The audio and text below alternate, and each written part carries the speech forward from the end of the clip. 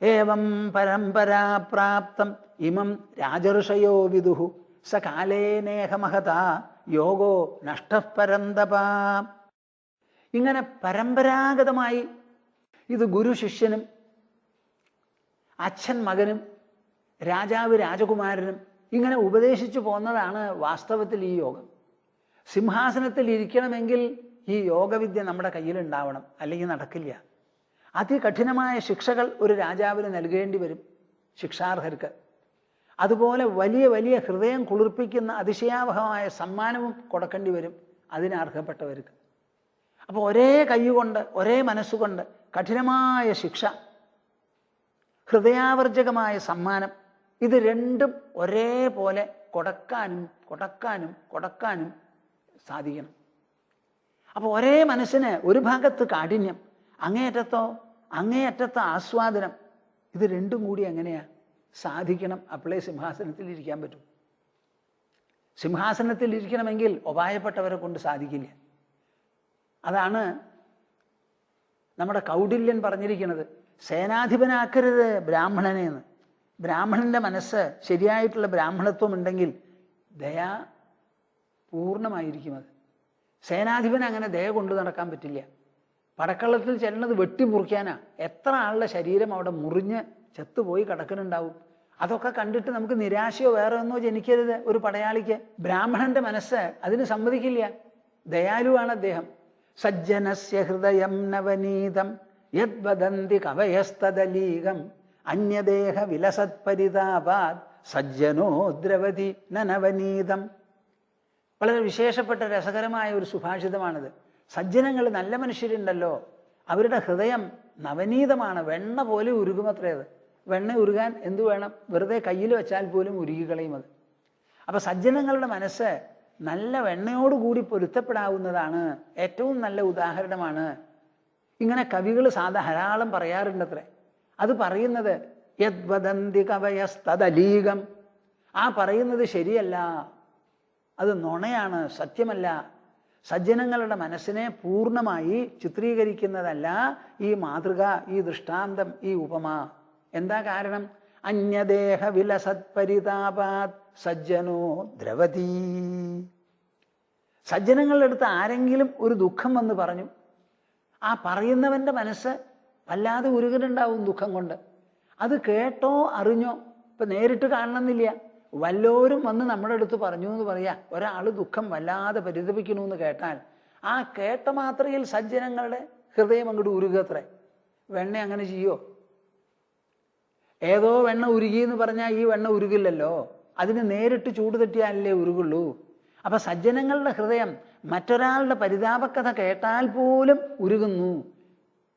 അന്യദേഹ വിലസത്പരിതാപാത് സജ്ജനോ ദ്രവതി നവനീതം. വെണ്ണ അങ്ങനെ ഉരുകണില്ല, നേരിട്ട് ചൂട് തട്ടിയാലേ ഉരുകുള്ളൂ. അങ്ങനെ ഒരു മനോഘടനയാണ് ആർക്ക്? ഈ ബ്രഹ്മസ്വഭാവം ശരിക്കുള്ളവൻ. അപ്പൊ അങ്ങനെ ഒരാളെ പിടിച്ച് ഈ തീക്ഷ്ണവും ദാരുണവുമായിരിക്കുന്ന ക്ഷത്രിയ കർമ്മം ചെയ്യാൻ വേണ്ടി നിയോഗിച്ചാൽ അത് ശരിയാവില്ല എന്ന്. എന്തിനാ ഞാനിത് പറഞ്ഞത്? രാജർഷി ആയിരിക്കണം, സിംഹാസനത്തിൽ ഇരിക്കണം, ആ ഭരണദൗത്യം പൂർണ്ണമായി കൊണ്ടു നടക്കണം എന്നുണ്ടെങ്കിൽ അതിന് ഈ രാജയോഗം ഇല്ലാതെ പറ്റില്ല എന്നാ പറയുന്നത്. ഈ ഒരു യോഗം മാത്രമേ രാജാവിനെ പാപപുണ്യങ്ങളിൽ നിന്ന് മുക്തമാക്കി നിർത്തൂ, വേറെ ഒന്നും പറ്റില്ല. രാജർഷയോ വിദുഹു. ഇക്ഷ്വാകു വംശത്തിലും ചന്ദ്രവംശത്തിലും എല്ലാം എത്രത്തോളം രാജർഷിമാരുണ്ടായിരുന്നുവോ ആ രാജർഷിമാരെല്ലാവരും ഈ യോഗം അറിഞ്ഞവരായിരുന്നു. അതുകൊണ്ടാണ് അവര് സമർത്ഥമായി ഭരണം നടത്തി പോകുന്നത്. അതിൽ പല രാജാക്കന്മാരും വയസ്സാവുമ്പോൾ സിംഹാസനം ഉപേക്ഷിച്ച് മക്കളെ ഏൽപ്പിച്ച് കാട്ടു ചെന്ന് യോഗം ശീലിച്ച് യോഗേനാന്തേ തനുത്യജാം എന്നാ കാളിദാസൻ പറയുന്നത്. ശൈശവേഭ്യസ്ത വിദ്യാനാം യൗവനേ വിഷയൈഷിനാം വാർദ്ധകേ മുനിവൃത്തീനാം യോഗേനാന്തേ തനുത്യജാം. ഇക്ഷ്വാകുവംശ രാജാക്കന്മാരെ കാളിദാസൻ വിവരിക്കുന്നതാണ് ഈ ശ്ലോകം. കുട്ടിക്കാലത്ത് വിദ്യ അഭ്യസിച്ചു, യൗവന്യത്തിലോ യൗവനേ വിഷയൈഷിനാം ഇന്ദ്രിയ സുഖഭോഗങ്ങൾ, വിവാഹം, ദാമ്പത്യം, ഇങ്ങനെയുള്ള കാര്യങ്ങളൊക്കെ അനുഭവിച്ചു. വാർദ്ധകേ മുനിവൃത്തീനാം വയസ്സാവുമ്പോഴേക്കും സിംഹാസനം വിട്ടു, കാട്ടിൽ ചെന്നു. എത്ര ജാഗ്രതയോടുകൂടി സുഖഭോഗങ്ങൾ അനുഭവിച്ചുവോ ഇവിടെ, അതേ ഊർജ്ജസ്വലതയോടെ കാട്ടിൽ ചെന്ന് എല്ലാം ഉപേക്ഷിച്ച് മുനിവൃത്തിയും അവർ സ്വീകരിച്ചു. എന്നിട്ടോ യോഗേനാന്തേ ധനുത്യജാം, യോഗം കൈക്കൊണ്ട് ശരീരം അങ്ങോട്ട് വിട്ടു. ഇതാണ് ഇക്ഷ്വാകു വംശ രാജാക്കന്മാരെ പറ്റി പറയണത്. ഗൃഹസ്ഥന്മാരെ, നിങ്ങളിത് കേട്ടുവോ? നിങ്ങളൊക്കെ അങ്ങനെ വേണം.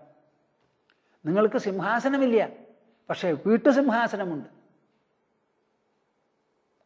ഈ തേനീച്ച ഉണ്ടല്ലോ, തേനീച്ച അല്ലെങ്കിൽ വണ്ട്, ആ തേനങ്ങനെ കുടിച്ചു കുടിച്ചു കുടിച്ചു കുടിച്ചു അങ്ങനെ ഇരിക്കും. എന്നിട്ടോ താമരപ്പൂവിലാണെങ്കിൽ സൂര്യൻ അസ്തമിക്കും, അതങ്ങോട്ട് വന്ന് കൂടും, അതോടുകൂടി അത് കഴിഞ്ഞു. അങ്ങനെ നിങ്ങൾ വണ്ടുകളായി ഗൃഹസ്ഥാശ്രമത്തിൽ ഇരിക്കരുത്. നമുക്ക് ചെയ്യാനുള്ള ഇന്നിങ്സൊക്കെ തീർന്നു, നമ്മൾ കളിച്ചു, കുട്ടികൾക്ക് പ്രായമായി, അവരും അവരുടെ ജീവിത പങ്കാളികളും കുട്ടികളുമായി ജീവിക്കട്ടെ. ആവശ്യമുണ്ടെങ്കിൽ പറയൂ, എന്തെങ്കിലും ചോദിച്ചാൽ മറുപടി പറയാം എന്ന് പറഞ്ഞ് അകന്ന് നിൽക്കാൻ നിങ്ങൾക്ക് സാധിക്കണം. രാജാക്കന്മാരെങ്ങനെയാണ് അത് ചെയ്തത്? അവർ ഗൃഹസ്ഥന്മാരല്ലേ ആയിരുന്നു. നിങ്ങളെക്കാൾ കഠിനമായ പ്രവൃത്തികൾ അവർക്ക് ചെയ്യേണ്ടി വന്നു, ഉദാര പ്രവൃത്തികളും ചെയ്യേണ്ടി വന്നു. അവരെങ്ങനെ വിട്ടുപോയോ അതുപോലെ. അതെന്തിൻ്റെ ബലമാ? ഇമം രാജർഷയോ വിദുഹു, ഈ യോഗം അവർ മനസ്സിലാക്കിയിട്ടുണ്ടായിരുന്നു. ആ യോഗത്തിന് എന്ത് സംഭവിച്ചു? സകാലേനേഹമഹത യോഗോ നഷ്ടപരന്തപ, കാലക്രമത്തിൽ ഉള്ളത് ഇല്ലാതെയാവും, ഇല്ലാത്തത് ഉണ്ടാവും. ഉള്ളതിൽ പല വിധത്തിലുള്ള പരിവർത്തനങ്ങൾ ഉണ്ടായിക്കൊണ്ടിരിക്കും. ഇതാണ് കാലത്തിൻ്റെ ഗതി, കാലത്തിൻ്റെ മായ. അപ്പം ഇത് എത്രത്തോളം രാജർഷിമാരെ അലങ്കരിച്ചു കൊണ്ടിരുന്നു കാലക്രമത്തിൽ. ഇപ്പം നിനക്കിത് മനസ്സിലാവാതെ പോയില്ലോ. നീയും നല്ലൊരു വംശത്തിൽ ജനിച്ചവനല്ലേ, രാജർഷി പാരമ്പര്യമില്ലേ? മുത്തശ്ശൻ്റെ കാര്യം എടുത്തു നോക്കൂ. ഭീഷ്മൻ ഉപായപ്പെട്ട ആളാണോ? അദ്ദേഹത്തിന് അറിയാത്തത് വല്ലതും ഉണ്ടോ? അദ്ദേഹത്തിന് തുല്യനായ ഒരു പ്രാജ്ഞനെ ലോകത്ത് കാണാൻ പറ്റുമോ? ആ മുത്തശ്ശൻ്റെ മടിയിൽ കിടന്ന് വളർന്നവനാണ് നീ. ആ മുത്തശ്ശനോട് ചോദിച്ച് മനസ്സിലാക്കിയോ രാജർഷിയാവാൻ എന്ത് യോഗമാ മനസ്സിലാക്കേണ്ടത്, അഭ്യസിക്കേണ്ടതെന്ന്? എന്തേ ചോദിക്കാത്തേ? എന്താ ഈ ദുർഗതി വന്നത്? അപ്പൊ കാലത്തിൻ്റെ പ്രയാണത്തിൽ പലതും സംഭവിക്കും. അങ്ങനെ സംഭവിച്ചതാണ് യോഗോ നഷ്ടപരന്തവ, ഇത് നഷ്ടപ്പെട്ടു പോയി. അപ്പൊ എങ്ങനെ ഇത് ഉജ്ജ്വലമായിരുന്നു രാജർഷിമാർക്കിടയിൽ, അതേപോലെ ഒരു കാലത്ത് ഇത് ഇല്ലാതെയും പോയി. സയേവായം മയാ തേദ്യ യോഗ പ്രോക്ത പുരാതന ഭക്തോസി മേ സഖാചേതി രഹസ്യം ഹേതദുത്തമം. അതേ യോഗമാണ്. ഏതേ യോഗം? വിവസ്വാൻ മുതൽക്ക് പറഞ്ഞ് ഇക്ഷ്വാകു, മനു ഇങ്ങനെയുള്ള ഓരോരുത്തരുമായി വന്നിട്ടുണ്ടല്ലോ. ആ യോഗമാണ് ഞാൻ ഇപ്പൊ നിനക്ക് ആവർത്തിച്ച് പുതിയതായി നിന്റെ ഉള്ളിൽ തൊടുത്തു വിടുന്നത്, കുത്തിവെക്കണത് എന്ന്. എന്താ അതിന് കാരണം? ഭക്തോസിമേ സഖാചേതി രഹസ്യം ഹേതദുത്തമം. പ്രേക്ഷകരെ, നിങ്ങൾ കേൾക്കുന്നുണ്ടോ? അത് ഒന്ന് മനസ്സിലാക്കണപ്പാ. എൻ്റെ ഭക്തനാണ്, എന്നെ ശരണം പ്രാപിച്ചു, ഞാൻ സഖാവായി കളിച്ചുകൊണ്ടിരുന്ന ആളാണ്, അതൊക്കെ വിട്ടിപ്പോൾ തേര് തെളിക്കാൻ തേരാളിയാവണമെന്ന് പറഞ്ഞ് നല്ല ഗർവോടുകൂടിയാ എന്നെ വിളിച്ചത്. ആ അർജുനൻ പറഞ്ഞതാ ഞാനിപ്പോൾ ചെയ്തത്. ചെയ്തു കഴിഞ്ഞപ്പോൾ സമ്പ്രദായങ്ങളൊക്കെ മാറി. അപ്പം ആ തേരാളിയുടെ മുൻപിൽ അങ്ങ് മഹാത്മാവാണ്, ഗുരുവാണ്, എന്നെ ഉപദേശിക്കണം, എനിക്ക് ശ്രേയസ് നൽകണേ എന്നൊക്കെ പറഞ്ഞ് പ്രാർത്ഥിക്കാൻ നമുക്ക് തോന്നി. വലിയ ഭക്തനാണ്, സഖാചേതി, എനിക്ക് ഏറ്റവും കണ്ണിലുണ്ണിയായ സ്നേഹിതനുമാണ് എന്ന് വിചാരിച്ചിട്ടാണ്. ഏതത് ഉത്തമം രഹസ്യം. കേൾക്കുന്നുണ്ടോ നിങ്ങൾ? ഉത്തമം രഹസ്യം. ഈ രഹസ്യം കൊണ്ട് എന്താ അർജുനന് കിട്ടാൻ പോണത്? ആരെ വേണമെങ്കിൽ വധിക്കുന്നതിൽ ഒരു വിധത്തിലുള്ള ചാഞ്ചല്യവുമില്ലാതെ, മുത്തശ്ശനാണെങ്കിൽ മുത്തശ്ശൻ, ഗുരുവാണെങ്കിൽ ഗുരു, ബന്ധുബാന്ധവന്മാരാണെങ്കിൽ അവർ, ആരോട് വേണമെങ്കിലും പടപൊരുതി ആ ശരീരം വീഴാൻ തക്ക വിധത്തിലുള്ള ഒരു വീഴുന്നത് വരെയുള്ള കാര്യങ്ങൾ നേരിടാനുള്ളൊരു ത്രാണിയാണ് കിട്ടാൻ പോണത്. സാധാരണ ഒരു ശാസ്ത്രവും അനുവദിക്കാത്തൊരു കാര്യമാണ്. അധ്യാത്മശാസ്ത്രം കൊണ്ട് മാത്രമേ ഇങ്ങനെ നായം ഹന്തി നഹന്യതേ, ഇവിടെ മരണമില്ല, വധമില്ല, ഹനനപ്രക്രിയയില്ല എന്നുള്ള അൾട്ടിമേറ്റ് അന്തിമ രഹസ്യം അതിൽ നിന്ന് മാത്രമേ മനസ്സിലാവുള്ളൂ. ഇതാണ് 4-ാം അധ്യായത്തിൽ 3-ാം ശ്ലോകത്തിൽ പറഞ്ഞു നിർത്തുന്നത്. ഇനി 4-ാം അധ്യായത്തിൽ 41 ഒരു ശ്ലോകമുണ്ട്. നിങ്ങൾക്കിതൊക്കെ കേൾക്കണോ ആവോ? നിങ്ങൾക്ക് കേൾക്കണോ ആവോ? എൻ്റെ അഭിപ്രായത്തിൽ നിങ്ങളൊക്കെ കേൾക്കേണ്ടതാണ്. ഞാൻ കേൾപ്പിക്കുകയും ചെയ്യും. കേൾക്കണോ കേൾക്കണ്ടയോ എന്ന് ചോദിച്ചാൽ നിങ്ങൾക്ക് അറിയില്ലല്ലോ. കേൾപ്പിക്കേണ്ട ചുമതല ഞങ്ങളെപ്പോലെയുള്ളവർക്കാണല്ലോ. നിങ്ങൾക്ക് എന്ത് നല്ലതോ, എന്ത് ശ്രേയസ് നൽകുമോ, എന്തുകൊണ്ടാണോ നിങ്ങളുടെ ജീവിതം സമ്പന്നമാവുക, ധന്യമാവുക, പുഷ്കലമാവുക, സ്ഥിരമാവുക, സമ്പൂർണമാവുക, അതിനുള്ള ആ സമ്മാനം, അതിനുള്ള ആ വൈഭവം പ്രദാനം ചെയ്യുന്നതാണല്ലോ ഞങ്ങളെപ്പോലെയുള്ളവരുടെ ദൗത്യം. അപ്പം നിങ്ങൾ അറിയേണ്ടതാണെന്ന് പറഞ്ഞ് ഞാൻ പറയുന്നു. യോഗസന്യസ്തകർമാണം ജ്ഞാനസംഛിന്ന സംശയം ആത്മബന്ധം ന കർമാണി നിബദ്ധന്തി ധനഞ്ജയ. യോഗസന്യസ്തകർമാണം ജ്ഞാനസംഛിന്ന സംശയം. നോക്കൂ, യോഗശബ്ദം ഉപയോഗിച്ചിരിക്കുക അവിടെ. യോഗസന്യസ്തകർമാണം. ഈ യോഗബുദ്ധി കൊണ്ട് മാത്രമേ താൻ ചെയ്യുന്ന പ്രവൃത്തികളെയെല്ലാം ഉപേക്ഷിച്ച് അത് നമ്മളെ സ്പർശിക്കാതെ നമ്മുടെ മനസ്സിനെയും ബുദ്ധിയെയും ആക്കാൻ പറ്റും. പ്രവർത്തിക്കാതെ ഇരിക്കാൻ ലോകത്തിൽ പറ്റില്ല. പ്രവൃത്തികൾക്ക് പ്രവൃത്തി ഫലങ്ങളും ഉണ്ടാവും. അങ്ങനെ പ്രവർത്തകനും പ്രവർത്തന ഫലങ്ങൾക്ക് വിധേയനുമായ ഒരാൾ ജീവിക്കുമ്പോൾ അതിൽ വരുന്ന പാപപുണ്യങ്ങൾ നമ്മളെ സ്പർശിക്കാതെ ഇരിക്കാനാണ് ഈ യോഗ സിദ്ധാന്തവും യോഗ സമ്പത്തും. ഒരു നിലയ്ക്ക് ഇത് മനസ്സിനും ബുദ്ധിക്കുമുള്ള കവചമാണ്. പടപൊരുതുന്ന സമയത്ത് ശരീരത്തിൽ ഒരു കവചം ധരിക്കണം. ആ ശരീരകവചം ശരീരത്തിനെ രക്ഷിക്കും. മനസ്സിനെയും ബുദ്ധിയെയും രക്ഷിക്കാനുള്ള ആത്മകവചം, അധ്യാത്മകവചം, ജ്ഞാനകവചം, യോഗകവചമാണിത്. അപ്പം ആ യോഗത്താൽ എല്ലാ കർമ്മങ്ങളെയും സന്യസിച്ച് ജ്ഞാനസംഛിന്ന സംശയം, ജ്ഞാനത്താൽ എല്ലാ സംശയങ്ങളെയും അറുത്തു തള്ളി ആത്മബന്ധം, വളരെ ആത്മവാനായി തൻ്റെ ഉള്ളിൽ ഉറച്ചിരിക്കുന്നവനുണ്ടല്ലോ, അയാളെ ഒരു വിധത്തിലുള്ള കർമ്മങ്ങളും ബന്ധിക്കില്ല, സ്പർശിക്കില്ല. 5-ാം അധ്യായത്തിൽ 4ഉം 5ഉം ശ്ലോകങ്ങളാണ് ഇനി പറയാൻ പോകുന്നത്. ഇത് എന്തിനാ പറയുന്നത്? യോഗം എന്ന് പറയുന്നത് ഒന്നേ ഉള്ളൂ.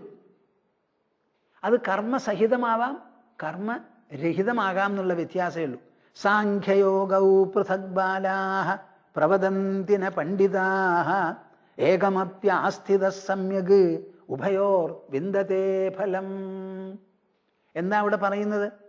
യത് സാഖ്യൈഹി പ്രാപ്യതേ സ്ഥാനം തദ് യോഗൈരഭിഗമ്യതേ.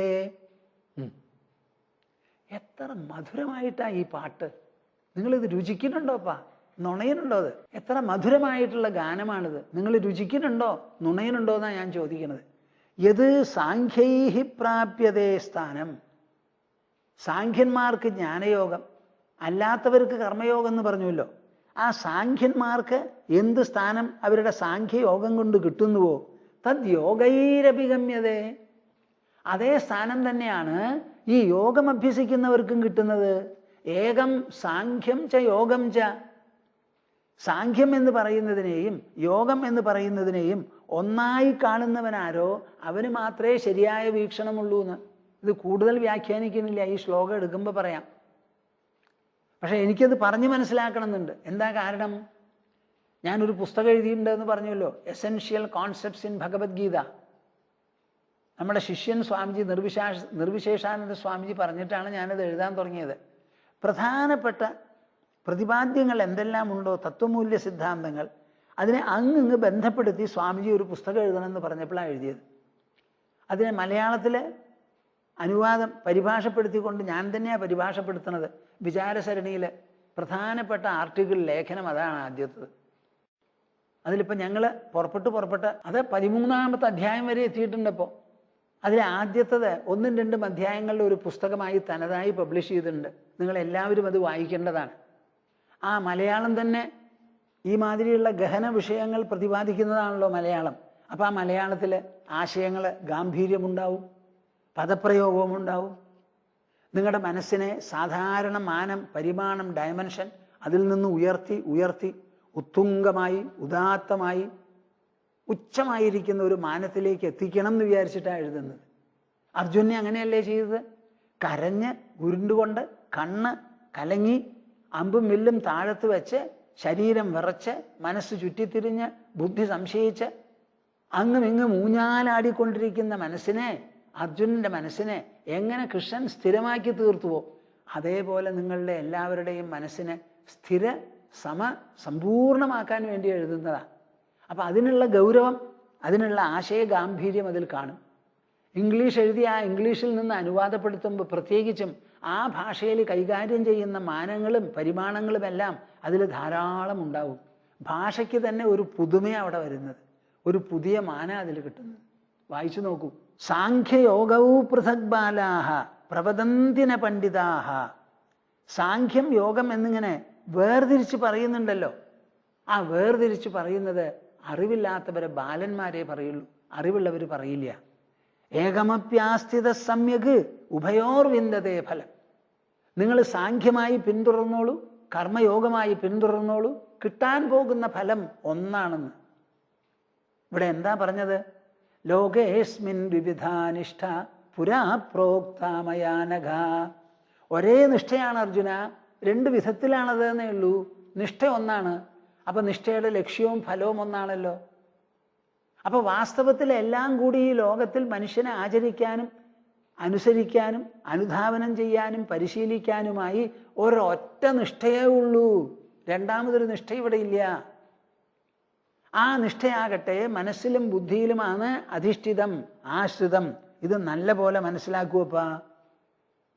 ഇപ്പോഴും പറയും 33 കോടി ദേവന്മാരാണെന്ന്. അങ്ങനെയുണ്ടോ? ദേവൻ എന്ന് പറഞ്ഞാൽ എന്താ? ദിവ്യം എന്നുള്ള വാക്കിന് ലൗകികമല്ലാത്തത് പാഞ്ചഭൗതികമായ പ്രപഞ്ചമുണ്ട്. ആ പഞ്ചഭൂതങ്ങളെയും അതിശയിച്ച് ഇതിന് കാരണമായ ആ ദിവ്യമായ ഒരു സ്രോതസ്സുണ്ട്. ഇത് രണ്ടല്ലേ ഇവിടെയുള്ളൂ.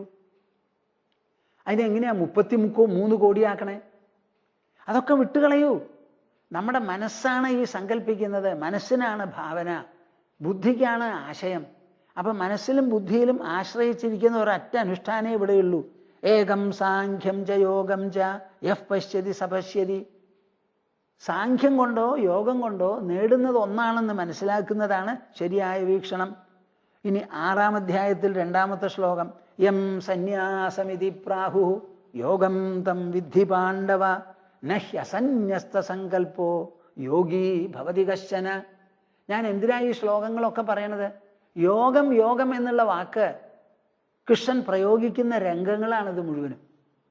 യം സന്യാസമിതി പ്രാഹുഹു. ഗീതയില് യോഗം അഭ്യസിക്കാൻ പറയുന്നു. എന്താണ് ഈ യോഗം? സംഘത്യാഗമാണ്. ത്യാഗം എന്ന് പറഞ്ഞാലോ സന്യാസം. അപ്പൊ സംഘം ത്യജിക്കുന്നതാണ് സന്യാസം. സംഘം നിങ്ങൾക്കുണ്ടോ? ഉണ്ടെങ്കിൽ നിങ്ങൾ ത്യജിക്കണം. അപ്പൊ ആർക്കുണ്ടോ അവരാണ് ത്യജിക്കുക. നിങ്ങളുടെ മനസ്സിൽ സംഘമുണ്ടോ? അത് നിങ്ങളെ ദുഃഖിപ്പിക്കുന്നുണ്ടോ? ആ ദുഃഖം വിടണം എന്നുണ്ടെങ്കിൽ സംഘത്തിനെ വിടണം. സംഘത്തിനെ വിട്ടാലോ നിങ്ങൾ സന്യാസിയായി. ഈ സന്യാസം മനസ്സിലും ബുദ്ധിയിലും സിദ്ധിക്കേണ്ടതാണ്. അതിനെ സഹായിക്കാനാണ് പുറത്ത് സന്യാസം എടുക്കുന്നത്. അത് നമുക്ക് സാധിക്കണം എന്ന് വിചാരിച്ച് പുറത്ത് സന്യാസം സ്വീകരിച്ച് ഏകാന്തതയ്ക്ക് പോണു അവര്. പക്ഷെ ആവശ്യം എന്താ? ഈ ഉള്ളിലുള്ള ഈ സന്യാസം എന്ന് പറയുന്ന അക്കോംപ്ലിഷ്മെന്റ് അത് നമുക്ക് നേടാൻ പറ്റണം. എന്താണോ സന്യാസം അത് തന്നെയാണ് പാണ്ഡവ യോഗം. നഹ്യ അസന്യസ്ത സങ്കൽപ്പോ യോഗീ ഭവതി കശ്ചന. ഒരാൾ യോഗിയാവണമെങ്കിൽ എന്ത് വേണം? മനസ്സിൽ പലതരത്തിലും ഉദിക്കുന്നതായ സങ്കല്പങ്ങൾ. വ്യവസായാത്മിക ബുദ്ധിരേകേഹ കുരുനന്ദന ബഹുശാഖാ ഹ്യനന്താശ്ച ബുദ്ധയോ അവ്യവസായിനാം. നിശ്ചയം വരാത്തതായ മനുഷ്യർക്ക് അനവധി തരത്തിലുള്ള ബ്രാഞ്ചസും ഉപശാഖകളുമാണ് ബുദ്ധിയിലെ ആഗ്രഹങ്ങൾ. അപ്പൊ എന്തു വേണം? സങ്കല്പങ്ങളെ മുഴുവൻ വെടിയാത്തവനെ യോഗിയാവാൻ പറ്റില്ല. അപ്പൊ യോഗം എന്ന് പറഞ്ഞാൽ എന്താ? സങ്കല്പത്യാഗം. കേൾക്കണുണ്ടോ പ്രേക്ഷകരെ നിങ്ങൾ? സങ്കല്പത്യാഗം.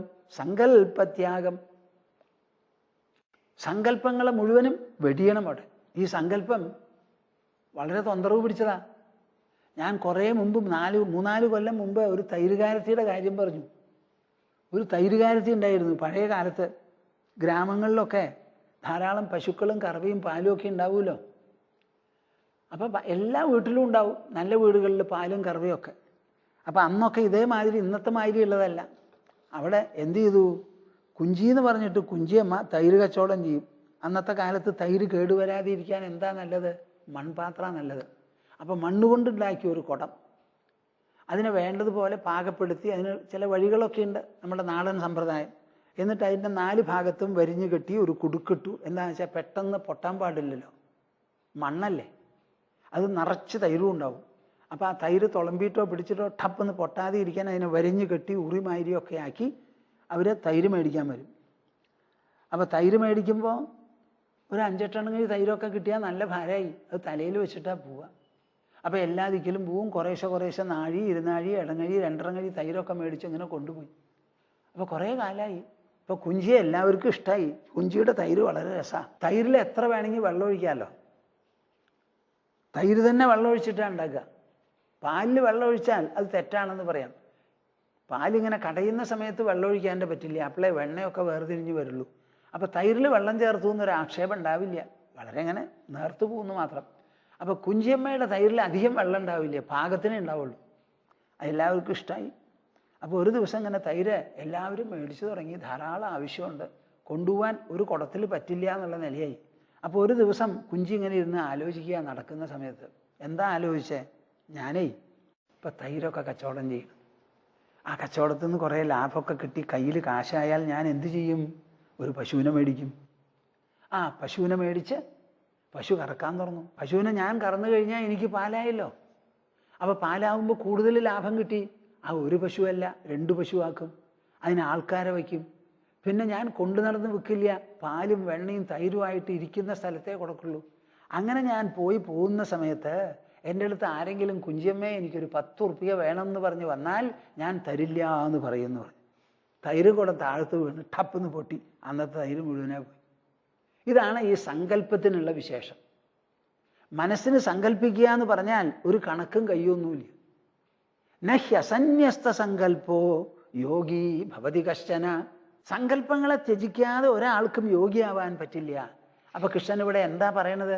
സങ്കല്പത്യാഗമാണ് യോഗം എന്ന് പറയുന്നു. സംഘത്യാഗമാണ് എന്ന് വേറൊരിടത്തിൽ, വിഷമബുദ്ധി പരിത്യാഗമാണെന്ന് ഇനിയൊരു സ്ഥലത്ത്, അഹങ്കാരത്യാഗമാണെന്ന് വേറൊരു സ്ഥലത്ത്, ആഗ്രഹത്യാഗമാണ്, മമതാത്യാഗമാണെന്ന്. എന്ത് തന്നെ കൃഷ്ണൻ പറഞ്ഞാലും യോഗമാണ്.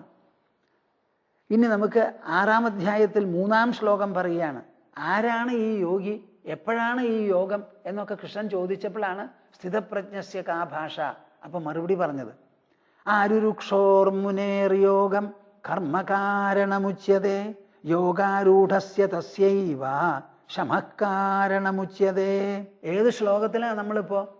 ലോകേസ്മിൻ വിവിധാനിഷ്ഠ പുരാ പ്രോക്താമയാനഘ ജ്ഞാനയോഗേന സാഖ്യാനാം കർമ്മയോഗേന യോഗിനാം. ഒരേ നിഷ്ഠ 2 പ്രകാരത്തിലാണ്. സാഖ്യന്മാർക്ക് ജ്ഞാനവും ബാക്കിയുള്ളവർക്ക് യോഗവും എന്ന് പറഞ്ഞു. ഇവിടെ പറയണം നോക്കൂ. ആരുരുക്ഷോർമുനേർ യോഗം കർമ്മകാരണമുച്യതേ. യോഗം എന്ന് പറയുന്ന ആ പെഡസ്റ്റൽ ഉണ്ടല്ലോ, ആ മേട കയറണം എന്ന് വിചാരിക്കുന്നവർക്ക് തുടക്കത്തിൽ കർമ്മകാരണമുച്യതേ. താൻ ചെയ്യുന്ന കർമ്മങ്ങളെ പെട്ടെന്ന് ഉപേക്ഷിച്ച് ഈ യോഗാഭ്യാസമോ യോഗാനുഷ്ഠാനമോ നടത്താൻ പറ്റില്ല. ആ കർമ്മങ്ങളോടുകൂടി ചേർന്ന് സമബുദ്ധിയോടുകൂടി സംഘത്യാഗത്തോടുകൂടി സങ്കല്പങ്ങളൊന്നും വേണ്ടാതെ പുലർത്താതെ ആ ചെയ്യുന്ന പ്രവൃത്തി വേണ്ടതുപോലെ ചെയ്താലാണ് ഈ യോഗ പരിഭാഗത അവർക്ക് വരികയെന്ന്. എന്നാൽ പരിഭാഗത വന്നു കഴിഞ്ഞവനോ, പരിഭാഗം വന്നവനോ യോഗാരൂഢസ്യ തസ്യൈവ ശമഃകാരണമുച്യതേ. പാകം വന്നു കഴിഞ്ഞാൽ അർജുന പിന്നെ നമുക്ക് കർമ്മം ആവശ്യമില്ല. എല്ലാറ്റിനെയും വിട്ട് ശാന്തമായി ഒരിടത്തിരിക്കാം. വേണ്ടി വന്നാൽ ശാസ്ത്രങ്ങൾ വായിക്കാം, ഉപനിഷത്തുകൾ വായിക്കാം, ഇതിഹാസങ്ങൾ വായിക്കാം, പല വിധത്തിലുള്ള സ്മൃതികളും സൂത്രങ്ങളുമുണ്ട്. അതൊക്കെ വായിച്ചുകൊണ്ട് അങ്ങനെ വേണ്ടി വന്നാൽ അടുത്ത് വരുന്നവർക്ക് പറഞ്ഞു കൊടുത്തുകൊണ്ടിരിക്കാം. കഴിഞ്ഞ ഏകദേശം 60 കൊല്ലമായി ഭൂമാനന്ദ സ്വാമിജി മേടകളിൽ കയറി ചെറുതും വലുതുമായ തോതിൽ സംസാരിച്ച് സത്സംഗങ്ങളെടുത്ത്, ക്ലാസ്സുകളെടുത്ത്, ശിബിരങ്ങളെടുത്ത് ഇങ്ങനെ നടക്കുന്നു. അതും ഒരു കർമ്മം തന്നെയാണ്. പക്ഷെ ആ കർമ്മം ലൗകികമല്ല. ഈ യോഗം എന്ന് പറയുന്ന സാധനം മനുഷ്യർക്ക് പറഞ്ഞ് മനസ്സിലാക്കാൻ വേണ്ടി നടത്തുന്ന ഒരു വാചിക പ്രവൃത്തി എന്നേ പറയാൻ പറ്റുള്ളൂ. അതിൽ പറയുന്നത് മുഴുവൻ സത്വഗുണ വിഷയമായ ജ്ഞാനമാണ്. അത് ജ്ഞാനനിഷ്ഠയുടെ ഒരു ഭാഗമോ പ്രകടനമോ ആണ്. അപ്പോൾ യോഗനില കൈവരുത്തണം എന്നുള്ളതിന് കർമ്മമാണ് അതിൻ്റെ തുടക്കത്തിൽ ആവശ്യം. ആരൂഢനായി കഴിഞ്ഞാലോ പിന്നെ നമുക്ക് കർമ്മമില്ലാതെ മനസ്സിലും ബുദ്ധിയിലും മാത്രം അധിഷ്ഠിതമായ യോഗസാധന നടത്താം. ഇനി 6-ാം അധ്യായത്തിൽ 4-ാം ശ്ലോകം. യദാഹിനേന്ദ്രിയാർത്ഥേഷു ന കർമ്മസ്വനുഷജ്യതേ സർവസങ്കല്പസന്യാസി യോഗാരൂഢസ്തദോച്യതേ. കേൾക്കുന്നുണ്ടോ നിങ്ങൾ? ആരാ ഇതിങ്ങനെ പറഞ്ഞു തരിക? ഒന്ന് ആലോചിക്കൂ. യദാഹിനേന്ദ്രിയാർത്ഥേഷു ന കർമ്മസ്വനുഷജ്യതേ. എപ്പോഴാണോ സാധകന് വിവേകിക്ക് ഇന്ദ്രിയാർത്ഥേഷു, നമ്മുടെ ഇന്ദ്രിയങ്ങൾക്ക് അനുഭവിക്കാനുള്ള പദാർത്ഥങ്ങളാണ് ഈ ലോകത്തിലൊക്കെ ഭോജ്യം, ഭോഗവസ്തുക്കളാണ്. അതിലൊരൊറ്റ വസ്തുവിലും ന കർമ്മസു, അത് ലഭിക്കാൻ വേണ്ടിയിട്ടുള്ള കർമ്മങ്ങളിലും ന അനുഷജ്യതേ, സ്വല്പം പോലും സംഘം ഒട്ടലില്ലാതെയാവുന്നത്.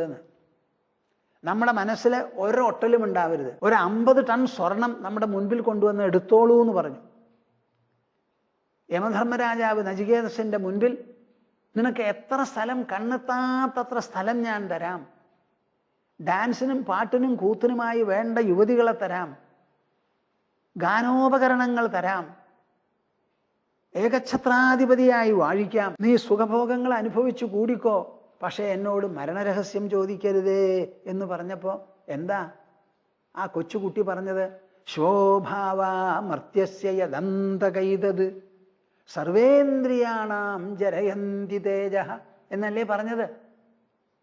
അങ്ങ് തരാമെന്ന് പറയുന്ന സാധനങ്ങൾ മുഴുവൻ സ്ഥിരം നിൽക്കുന്നതല്ല, ശാശ്വതമല്ല. നാളേക്ക് ഉണ്ടാവുമോ എന്ന് പറഞ്ഞുകൂടാ. ഞാനും നാളെ ഉണ്ടാവുമോ എന്ന് പറയാൻ പറ്റില്ല. ഇത് അനുഭവിക്കും തോറും ഇന്ദ്രിയങ്ങളുടെ തേജസ് കാർന്ന് തിന്നപ്പെടുകയാണ് ചെയ്യുന്നത്. അതുകൊണ്ട് എനിക്കിത് വേണ്ടേ, അങ്ങയുടെ കയ്യിൽ തന്നെ സുരക്ഷിതമായിരുന്നോട്ടെ, നചികേതസിന് വേണ്ട എന്ന് പറഞ്ഞ് പിന്മാറുക ചെയ്തത്. അതാണ് ഇവിടെ പറയുന്നത്. യദാഹിനേന്ദ്രിയാർത്ഥേഷു ന കർമ്മസ്വനുഷജ്യതേ. നമുക്ക് സുഖഭോഗങ്ങൾ തരാൻ വേണ്ടിയിട്ടുള്ള വസ്തുക്കൾ എന്തെല്ലാം ഉണ്ടോ, അതിനുവേണ്ടി ചെയ്യുന്ന പ്രയത്നങ്ങൾ എന്തെല്ലാം ഉണ്ടോ, അതൊന്നിലും മനസ്സിന് സംഘമില്ലാതെ സർവസങ്കല്പ സന്യാസി, എല്ലാ സങ്കല്പങ്ങളെയും ത്യജിച്ചവൻ, ഉപേക്ഷിച്ചവൻ, ആ ആളാണ് യോഗാരൂഢസ്തദോച്യതേ. യോഗാരൂഢൻ, യോഗം എന്ന് പറയുന്ന പെഡസ്റ്റൽ ഉണ്ടല്ലോ, ആ മേട, അതിൽ കയറിയിട്ടുള്ളവൻ എന്ന് പറയും. അവിടെയും യോഗത്തിനെ എങ്ങനെയാ നിർവചിച്ചിരിക്കണേ നോക്കൂ. യഥാ വിനിയതം ചിത്തം ആത്മന്യേവാവതിഷ്ഠതേ നിസ്പൃഹ സർവകാമേഭ്യോ യുക്ത ഇത്യുച്യതേ തഥാ. 18ാമത്തെ ശ്ലോകം ധ്യാനത്തിന് വിവരിക്കുമ്പോൾ പറയുകയാണ്, എപ്പോഴാണോ നമ്മുടെ മനസ്സ് വേണ്ടതുപോലെ നിയന്ത്രണത്തിനും നിയമനത്തിനും വിധേയമായി സ്വന്തം ഉള്ളിൽ, ആ ഉൾസത്തയിൽ മാത്രം ഇങ്ങനെ ഒതുങ്ങി നിൽക്കുന്നത്, നിസ്പൃഹ സർവകാമേഭ്യോ, എല്ലാ ആഗ്രഹങ്ങളിൽ നിന്നും ഒഴിവായി ഒന്നും വേണ്ടാന്ന് തോന്നി അങ്ങനെ എല്ലാറ്റിൽ നിന്നും ഒതുങ്ങി പിൻവലിഞ്ഞ് ഉള്ളിൽ തന്നെ ഉറച്ചിരിക്കുന്നതാണ് യുക്ത ഇത്യുച്യതേ തഥാ. അപ്പോഴാണ് ഒരു മനുഷ്യൻ യോഗയുക്തനാവുന്നത്. ഈ യോഗം എവിടം കൊണ്ടാ അഭ്യസിക്കുക ഒന്ന് പറയൂ? മൂക്കുകൊണ്ടോ, കൈകൊണ്ടോ, വഴി നടന്നിട്ടോ, പ്രാണായാമം എടുത്തിട്ടോ, മുദ്രകൾ പരിശീലിച്ചിട്ടാണോ? അല്ല, അതൊക്കെ യോഗാസനങ്ങളും യോഗമുദ്രകളുമാണ്. ശരിയായിട്ടുള്ള യോഗം എവിടെയാ? അത് നമ്മുടെ ശരീരത്തിൻ്റെ ഉള്ളിലേ പറ്റൂ, മനസ്ഥലത്തിലേ പറ്റൂ, ബുദ്ധിതലത്തിലേ പറ്റൂ, ആത്മതലത്തിലേ പറ്റൂ. പ്രധാനപ്പെട്ട 2 ശ്ലോകങ്ങളുണ്ട്, 22ഉം 23ഉം. നിങ്ങൾ അധ്യാത്മം എന്താണെന്ന് ചോദിക്കുന്നുണ്ടെങ്കിൽ അതിനുള്ള മറുപടിയാണത്. അധ്യാത്മം കൊണ്ട് നമുക്കുണ്ടാവുന്ന ലാഭങ്ങൾ എന്താണെന്ന് ചോദിച്ചാൽ, യം ലബ്ധ്വാ ചാപരം ലാഭം മന്യതേനാധികം തതഃ യസ്മിൻ സ്ഥിതോ ന ദുഃഖേന ഗുരുണാപി വിചാല്യതേ തം വിദ്യാത് ദുഃഖ സംയോഗ വിയോഗം യോഗസംജ്ഞിതം സനിശ്ചയേന യോക്തവ്യോ യോഗോ അനിർവിണ്ണ ചേതസാ. വളരെ വിശേഷപ്പെട്ട ഒരു ശ്ലോക. പലരും ഇതിൻ്റെ ശരിയായിട്ടുള്ള അർത്ഥം അങ്ങോട്ട് ചുഴിഞ്ഞിങ്ങോട്ട് എടുക്കാൻ അവർ വിഷമിക്കുന്നവരാ. സാധിക്കാറില്ല എന്ന് തന്നെ വെച്ചോളൂ. യം ലബ്ധ്വാ ചാപരം ലാഭം മന്യഥേനാധികം തതഃ. യോഗം അനുഷ്ഠിച്ച് നമുക്ക് കിട്ടാൻ പോകുന്നത് എന്താ? ജീവിതത്തിൽ അനുഭവ രൂപത്തിൽ ഒരു ലാഭം, ഒരു നേട്ടമുണ്ടാവും. അത് കിട്ടിക്കഴിഞ്ഞാൽ അതിനെ അതിശയിക്കുന്ന ഒന്ന് ലോകത്തിലുണ്ട് എന്നുള്ള തോന്നലേ ഉണ്ടാവില്ല. നാധികം തതഃ യസ്മിൻ സ്ഥിതഃ. ആ യോഗത്തിൽ അങ്ങോട്ട് അതിൽ ഉറച്ചിങ്ങോട്ട് ഇരുന്നു എന്നുണ്ടെങ്കിലോ ഗുരുണാഭി ദുഃഖേന ന വിചാല്യതേ. എത്ര കഠിന ദുഃഖം, ദാരുണമായ സംഭവം നടന്നാലും ഒരു തരത്തിലുള്ള ഇളക്കവും നമുക്ക് സംഭവിക്കില്ല. അതിൻ്റെ പരമദൃഷ്ടാന്തമാണ് ആര്? ഭീഷ്മപിതാമഹൻ ദുര്യോധന പക്ഷത്തിൽ നിന്ന് യുദ്ധം ചെയ്തു. യുദ്ധം ചെയ്യുന്ന സമയത്തും ഭീഷ്മന്റെ മനസ്സ് യുധിഷ്ഠിരാദികളെയാണ് അനുഗ്രഹിക്കുന്നത്. എന്നാലും അവർക്കെതിരെയാണ് പടപൊരുതുന്നത്. പൊരുതുന്നതിൽ ഒരു കുറവും വരുത്തിയില്ല. 10,000 ആൾക്കാരെ കൊന്ന ദിവസങ്ങളുണ്ട് ഭീഷ്മ പിതാമഹൻ. അങ്ങനെയൊക്കെ ആയാലും അദ്ദേഹത്തിന് അറിയാം, ഈ യുദ്ധം ദുര്യോധനൻ ജയിക്കില്ല, ജയിക്കരുത്. ദുര്യോധനന്റെ തോൽവിക്ക് വേണ്ടി തന്നെയാണ് എൻ്റെ മനസ്സ് ചിന്തിക്കുന്നത്. പക്ഷേ ഹസ്തിനപുരത്തിൽ ഇന്നേ വരെ കഴിഞ്ഞു പോകുന്ന ഞാൻ പേരക്ടാവ് വരുത്തിയ യുദ്ധമാവട്ടെ, ശത്രുതയാകട്ടെ, അതിൽ ഞാൻ പങ്കാളിയല്ല. അവൻ വരുത്തിയ യുദ്ധത്തിൽ അവന് വേണ്ടി പടപൊരുതും, എന്നാലും അവൻ ജയിക്കില്ല. അത് ധർമ്മത്തിൻ്റെ ഗതിയാണ്. അതിന് ഞങ്ങൾ പോലും സാക്ഷികളും തൂണുകളുമാണിത് എന്ന് പറഞ്ഞ് അവിടെ നിന്നു. അവസാനം യുധിഷ്ഠിരൻ ചെന്ന് ചോദിച്ചു, അങ്ങയെ തട്ടിയിടാൻ എന്താ വഴിയെന്ന് പറഞ്ഞു കൊടുത്തു. അർജുനൻ ശരം പ്രയോഗിച്ച് തട്ടി അങ്ങോട്ട് ഇട്ടു. അത് വന്ന് തട്ടുമ്പോഴും ഒക്കെ ഹാ ഹാ എന്ന് പറഞ്ഞ് പെരണ്ടങ്ങോട്ട് വിടുക. എന്നിട്ട് ആ ശരശയ്യയിൽ 58 ദിവസം കിടന്നു. എങ്ങനെയാ കിടന്നത് ആലോചിച്ച് നോക്കൂ നിങ്ങൾ. ഇതാണ് ഭാരതമപ്പ. ഒന്ന് മനസ്സിലാക്കും നിങ്ങൾ. ശരശയ്യയിൽ കിടന്നുകൊണ്ടാണ് ശാന്തിപർവം, അനുശാസന പർവം മുഴുവനും പറഞ്ഞു കൊടുത്തത്. ആര്? ഭീഷ്മൻ യുധിഷ്ഠിരന്. അതിലില്ലാത്ത ധർമ്മോപദേശമില്ല. സിംഹാസനത്തിൽ പൂമാല ശരീരത്തിൽ അണിഞ്ഞുകൊണ്ട് പുഷ്പശയ്യയോ അല്ലെങ്കിൽ പുഷ്പ ആസനത്തിലോ ഇരുന്നു കൊണ്ടല്ല പറഞ്ഞത്. ശരശയ്യയിൽ മണ്ണിൽ മറിഞ്ഞു കിടക്കണോ അവിടെ. ഗുരുനാഭി ന വിചാല്യതേ. ഏറ്റവും കഠിനമായ ദുഃഖം തട്ടിയാലും കൂടി നമുക്ക് ഒരു വിധത്തിലുള്ള വിഷമവും ഉണ്ടാവില്ല. അങ്ങേയറ്റത്തെ ലാഭം ഇനിയൊന്നും വേണ്ട എന്ന് തോന്നും. കഠിന ദുഃഖം വന്നാലും അതിലിളക്കം വരില്ല. തം വിദ്യാത്, അതിനെ മനസ്സിലാക്കണം. ദുഃഖ സംയോഗ വിയോഗം യോഗ സംജ്ഞിതം. പ്രേക്ഷകരെ, നിങ്ങൾ കേൾക്കുന്നുണ്ടോ ഞാൻ പറയുന്നത്? ദുഃഖ സംയോഗ വിയോഗം എന്നാ പറയണത്, ദുഃഖവിയോഗം എന്നല്ല പറയുന്നത്. ആ ദുഃഖം എന്ന് പറയുന്ന ആ ദുഃഖാവസരങ്ങളോ ദുഃഖ സന്ദർഭങ്ങളോ ദുഃഖയോഗങ്ങളോ അവിടെ ഉണ്ടാവും. മനസ്സാണെങ്കിൽ ഒന്നിലോ സുഖമില്ലെങ്കിൽ ദുഃഖമില്ലാതെ കഴിയില്ല. അത് ദുഃഖത്തിലൂടെ നീന്തുന്നുവോ സുഖത്തിലൂടെ നീന്തുന്നുവോ നീന്തു തന്നെ ചെയ്യും. അത് നീന്തലിന് കുറവില്ല. ബോട്ടിന് വെള്ളം കലങ്ങിയാലും ശരി, തെളിഞ്ഞാലും ശരി, യമുന വെള്ളമായാലും ഗംഗാ വെള്ളമായാലും ബ്രഹ്മപുത്രയായാലും കാവേരി ജലമായാലും തോണിക്ക് തോണി തന്നെയാണ്. അപ്പൊ ദുഃഖസംയോഗമുള്ളപ്പോഴും വിയോഗം യോഗസംജ്ഞിതം. ആ ദുഃഖസ്പർശത്തിൽ ഒരു വിധത്തിലുള്ള ബാധയുമില്ലാതെ ആ യോഗ കവചത്തോടു കൂടി അവർക്ക് പോവാൻ പറ്റും. സ നിശ്ചയേന യോക്തവ്യോ യോഗോ അനിർവിണ്ണ ചേതസ. ഈ മഹത്തായ ഉൾയോഗം, മനസ്സിനും ബുദ്ധിക്കുമുള്ള ഈ യോഗമാണ് നിങ്ങൾ പരിശ്രമിച്ച് കൈക്കലാക്കേണ്ടത്. ഈ യോഗത്തിൽ പ്രവർത്തിക്കേണ്ട ഘടകം എന്താ എന്ന് ചോദിച്ചാൽ ഞാൻ പറഞ്ഞു കഴിഞ്ഞു, ഒന്നും കൂടി പറയാം. വ്യവസായാത്മിക ബുദ്ധി ഏകേഹ കുരുനന്ദന. ഈ യോഗസാധനയിൽ പ്രവർത്തിക്കുന്നത് എപ്പോഴും ബുദ്ധിയാണ്. അതുകൊണ്ടാണ് ഇതിനെ ബുദ്ധിയോഗം എന്ന് പറഞ്ഞത്. ബുദ്ധിയോഗം എന്ന് പറയുന്നതാണ് സാഖ്യം. സാഖ്യം എന്നുള്ള വാക്കിന് തന്നെ അർത്ഥം എന്താ? സദാ തത്വമനനം ചെയ്തുകൊണ്ട് ആലോചിച്ച് ബുദ്ധിയെ പിടിച്ചു നിർത്തുന്നതാണ് ഈ തത്വവിചാരം.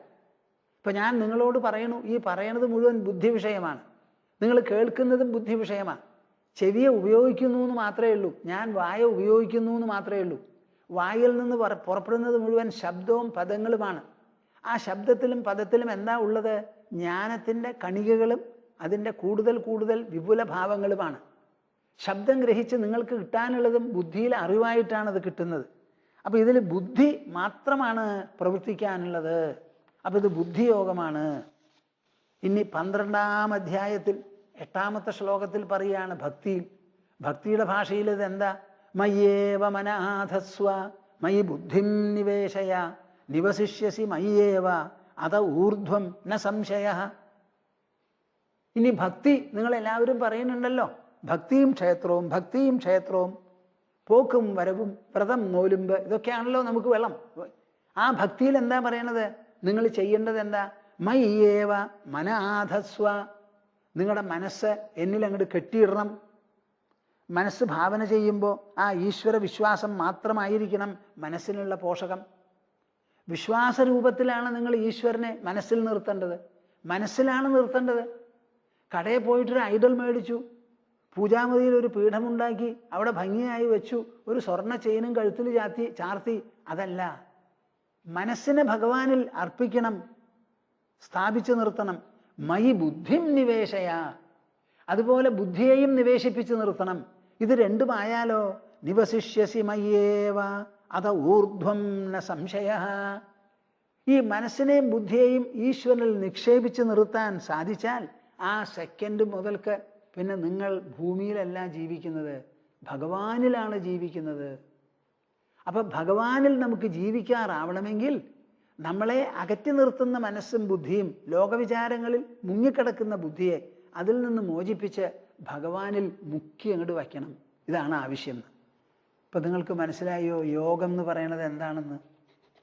യോഗം എന്ന് പറയുന്നത് മനസ്സുകൊണ്ടും ബുദ്ധി കൊണ്ടും അഭ്യസിച്ച് അനുഷ്ഠിച്ച് അനുധാവനം ചെയ്ത് പരിശീലിച്ച് നേടിയെടുക്കേണ്ട ആ ഉൾ വൈഭവമാണ്.